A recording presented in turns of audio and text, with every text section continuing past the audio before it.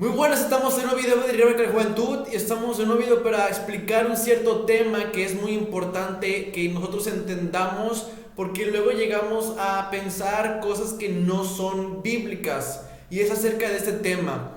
La sangre de Cristo tiene poder. ¿Es realmente esto bíblico? ¿Es algo doctrinal? ¿Es algo que realmente esté en la Biblia? Bueno, les voy a responder, no, no está en la Biblia. No hay ni un solo versículo que sustente que diga que la sangre de Cristo tiene poder. No hay ninguna parte en la Biblia que diga que la sangre de Cristo tiene poder. Sin embargo, sí habla acerca de la sangre de Cristo.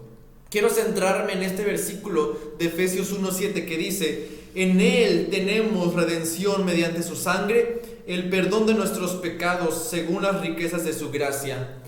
Hay algo que se tiene en la hermenéutica, es decir, en el estudio de la literatura, o más bien en el estudio bíblico, que se llama sinécdoque. ¿Qué es la sinécdoque? La sinécdoque es tomar una palabra que indica algo único, algo único para explicar un todo. Es, por ejemplo, digamos, Juanito va a ir a una fiesta y le pregunta a su amiga: oye, ¿va a venir todo el mundo? Ahora la pregunta es, ¿realmente todo el mundo va a ir a la fiesta? No, no va a ir todo el mundo. Está haciendo una alusión, está diciendo que todo el mundo para él son ciertas personas, o sea, ciertas personas que él conoce y que van a ir a la fiesta. Eso está preguntando. Viene siendo lo mismo con la sangre. La sangre está siendo tomada como un punto unicelular para explicar todo un contexto, para explicar todo un objeto. ¿Y cuál es este? El sacrificio de Jesucristo. La sangre en sí misma no tiene poder, pero sí habla acerca del sacrificio. Es lo que este pasaje está explicando. Dice: en Él, o sea, en Cristo tenemos redención.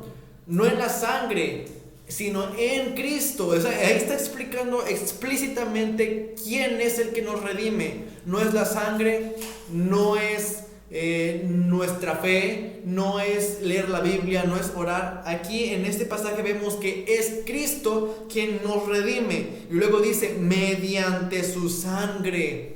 Es Cristo usando su sangre, entre comillas, porque estamos viendo esta forma literaria que es la sinécdoque, que es tomando un punto para explicar un todo. Es decir, habla del sacrificio que hizo Jesucristo en la cruz del Calvario, donde derramó su sangre. Ahí fue donde derramó su sangre, literalmente, físicamente, derramó su sangre en sus manos, en sus heridas, en todas partes de su cuerpo donde tuvo heridas por causa de nuestros pecados. Y dice: en Él tenemos la redención mediante su sangre, el perdón de nuestros pecados. No es la sangre de Cristo la que nos perdona, es Jesucristo a través del medio de sacrificio que Él hizo en la cruz del Calvario, cargando sobre sí nuestros pecados y pagando la deuda que nosotros teníamos por nuestros pecados. Y es por esa razón que somos perdonados. Así que, amigos míos, ustedes mismos pueden buscar. No hay ni un solo versículo que diga que la sangre de Cristo tiene poder. Pero ¿a qué se refiere la Biblia con la sangre de Cristo? Habla del sacrificio que Jesucristo hizo en la cruz del Calvario.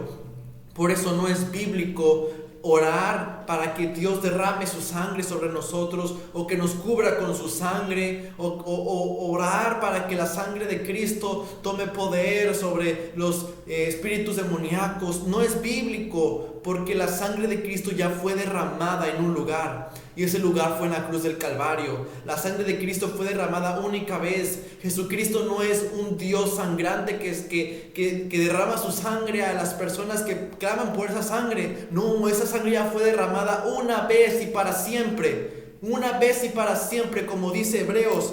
Escuchen lo que dice Hebreos.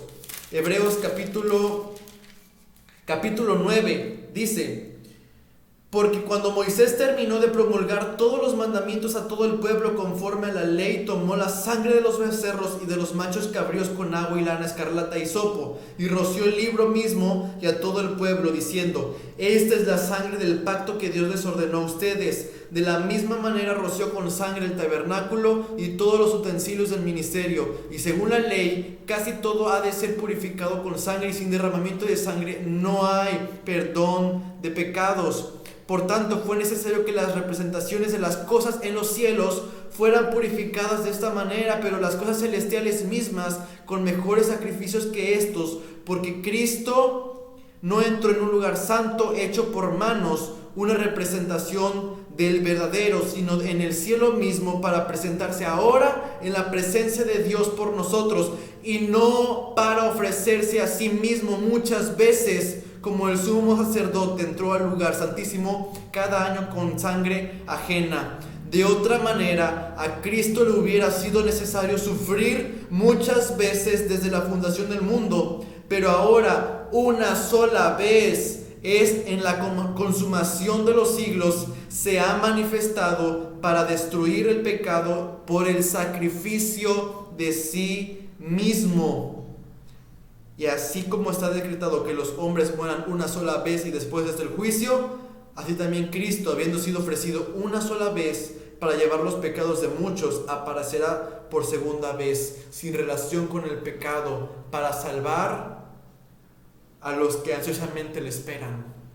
Así que, hermanos, amigos míos, la sangre de Cristo fue derramada una sola vez y para siempre. No hay una sangre espiritual que sea derramada sobre nosotros que no veamos, porque no es bíblico, no es doctrinal, no está en la Biblia, y ni siquiera los cristianos históricos, ni los apóstoles, ni los cristianos que después sucedieron en la historia, en el siglo I, en el siglo II, no hay ni un registro de que los creyentes hayan orado por la sangre de Cristo y sea derramada. No es bíblico ni histórico. No vemos a Juan Calvino, no vemos a Lutero, no vemos a Juan Hus, no vemos a David Brainerd, no vemos a Jonathan Edwards, no vemos ni siquiera al Pablo el apóstol o a Juan el apóstol. No vemos a ninguno de ellos que haya orado por la sangre de Cristo, porque tiene poder. No es bíblico